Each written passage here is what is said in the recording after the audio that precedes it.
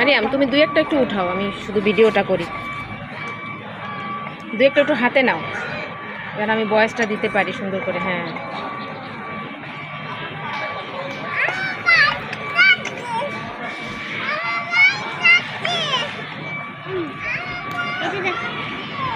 হ্যাঁ, আর অন্য কাপগুলো দেখাও, যেগুলো দেখাও ওগুলো হাতে করে দেখাও। পায়ে বালি লাগছে? আচ্ছা ঠিক আছে, ভয়েস দেবো পরে। আস্তে রেখো, একটা ভেঙে যাবে।